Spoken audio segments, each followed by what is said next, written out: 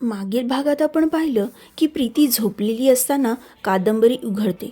तो राजकुमार पुन्हा येतो आणि प्रीतीला आपल्यासोबत त्याच्या जगात घेऊन जातो. तिथे प्रीती म्हणजेच राजकुमारी प्रीतोचा वाढदिवस असतो. सर्वच राज्याला आमंत्रण दिलेलं असतं. तिचे बाबा आणि तिची जिवलग मैत्रीण राजकुमारी ताराही तिथे येतात. राजकुमारी तारा प्रीतोसाठी तिची आवडती मिठाई घेवर बनवते. तिचा वाढदिवस खूप छान साजरा होतो आणि सगळे गेल्यानंतर प्रीतोला अचानक चक्कर येऊ लागते. तिला ठसका लागतो आणि ती बेशुद्ध पडते.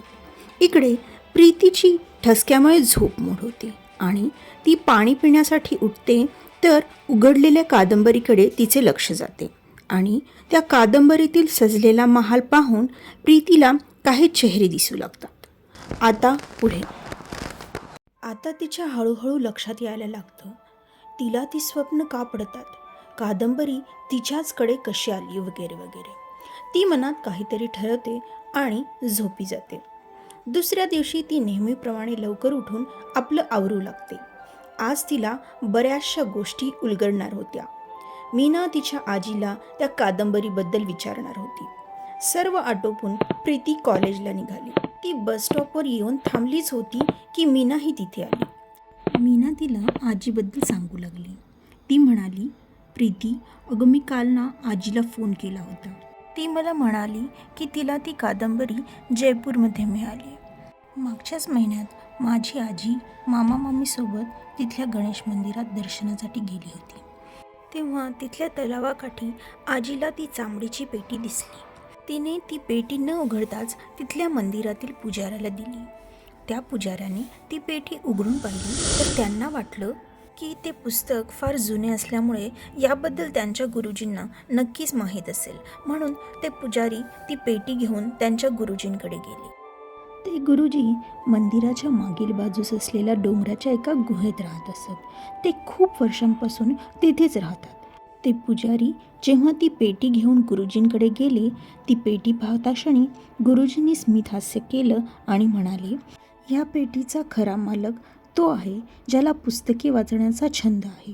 ही पेटी ज्यांनी दिली आहे त्यांना ती परत कर आणि त्यांना सांग की पुस्तके वाचण्याची आवड असणाऱ्या व्यक्तीच्याच हाती ही कादंबरी गेली पाहिजे. तीच व्यक्ती या कादंबरीची मालक असेल. पुजारींना कळालं की ही एक महत्त्वाची कादंबरी आहे आणि ती योग्य हातीच पोहोचली पाहिजे. म्हणून ते परत आजीकडे आले. त्यांनी आजीला तसं विचारलं. आजीला त्याचवेळी तुझी आठवण झाली आणि त्यांनी ती पेटी घरी आणली. मी जेव्हा त्यांच्याकडे सुट्टीत गेले होते त्यावेळी त्यांनी मला त्या कादंबरीला प्रीतीलाच दे असे बजावून सांगितले.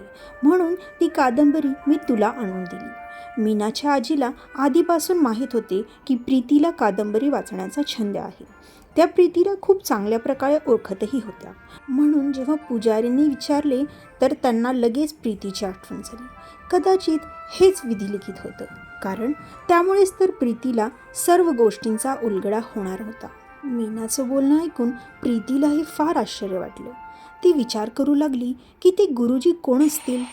तेवढ्यात त्यांची बस आली. दोघीही बसमध्ये चढल्या. आज बसमध्ये खूप गर्दी होती. बसचा संप असल्यामुळे काही मोजक्याच बसेस सोडण्यात आल्या होत्या. मीना आणि प्रीती कशाबशा बसमध्ये उभ्या राहिल्या. बघता बघताच त्यांचं कॉलेज आलं. आधी मीना उतरली तर प्रीती उतरू लागली आणि कोणाचा तरी पाय मध्ये आला आणि ती पडणारच इतक्यात एका युवकाने प्रीतीला खाली पडण्यापासून वाचवले. प्रीतीने वळून त्याच्याकडे पाहिले तर पुन्हा तोच होता, राजवीर. ती म्हणाली, राजवीरजी. मीनाचेही त्याच्याकडे लक्ष गेले. मीनाने ठरवलं की यावेळी या युवकाला गायब होऊ द्यायचं नाही. तिने पुढे येऊन जोरात त्या युवकाचा हात पकडला. प्रीती आणि युवकाने चमकून मीनाकडे पाहिले. मीनाने प्रीतीला इशारा केला.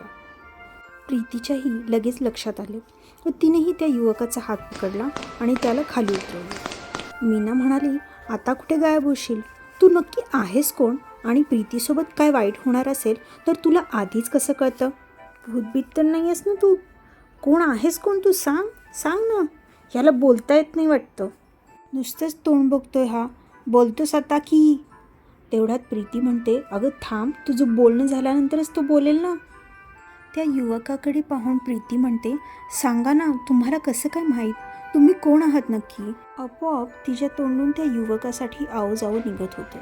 नाईलाजाने त्या युवकाने बोलायला सुरुवात केली. तो म्हणाला, माझं नाव राजवीर, मी मूळचा मुंबईचा. राजवीर हे नाव ऐकताच मीना आणि प्रीती एकमेकींकडे पाहू लागले. स्वतःला राजवीर म्हणणारा हा युवक नक्की राजकुमार होता की त्याचं भूत?